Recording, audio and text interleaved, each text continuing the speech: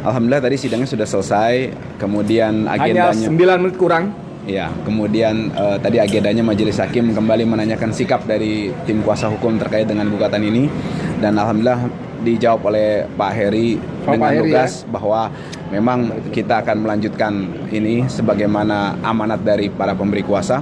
Kemudian yang selanjutnya Majelis Hakim menyarankan, bukan menyarankan ya, tapi memberikan satu pendapat bahwa dikarenakan suatu pengetahuan umum tergugat sudah pindah ke Solo, maka sesuai dengan apa yang kita sudah cantumkan di gugatan, salah satu alamat di Solo juga, maka mereka dari pihak panitera akan memanggil untuk kesekian kalinya ke Solo dengan delegasi ke Pengadilan Negeri Solo tentunya, yang memakan waktu 3 pekan.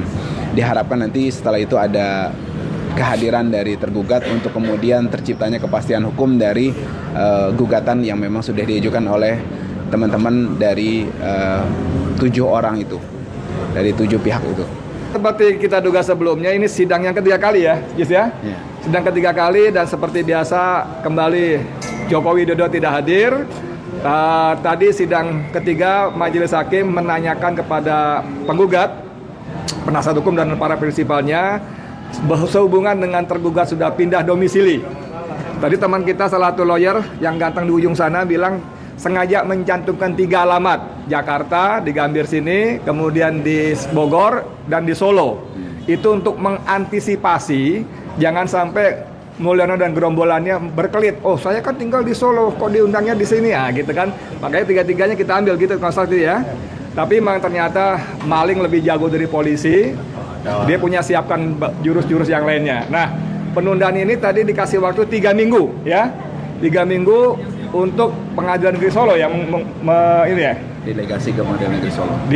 Didelegasikan ke sana. Nah, sepertinya hakim seolah-olah ingin menunjukkan pada publik, pada kita khususnya para penggugat dan PH, dia bersikap netral. Tapi saya benar-benar sepakat dengan Bang Marwan, dari 2 sidang sebelumnya menunjukkan hakim tidak netral ya.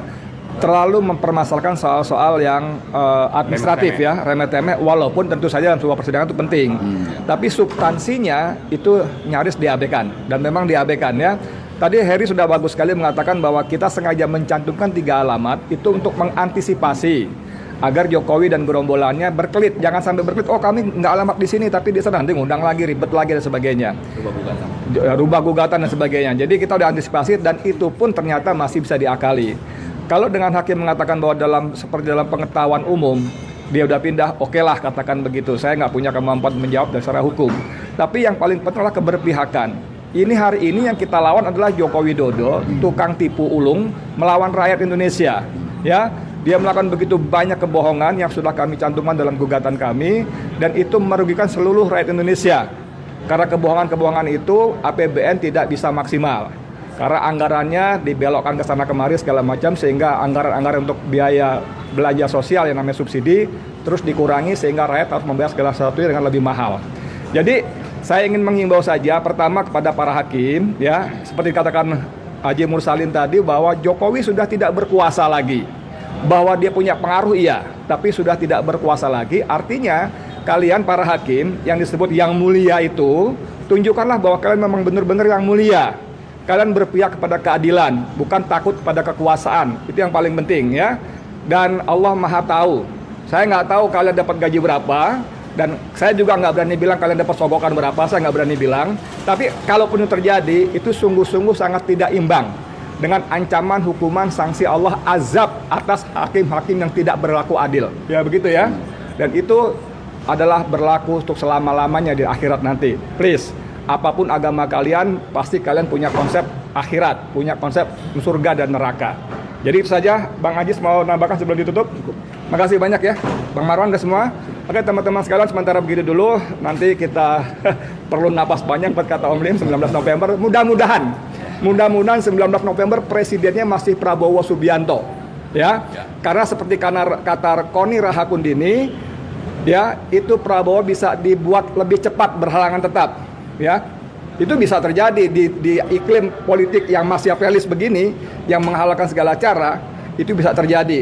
Dan kepada Prabowo Subianto, kepada para orang dekatnya, khususnya Mayor Teddy yang jadi Seskap, dan para pendukungnya, jagain baik-baik Prabowo. jangan sampai mengalami berhalangan tetap, nanti si Gibran Fufu Fapa akan naik menjadi presiden karena konstitusi mengatakan begitu.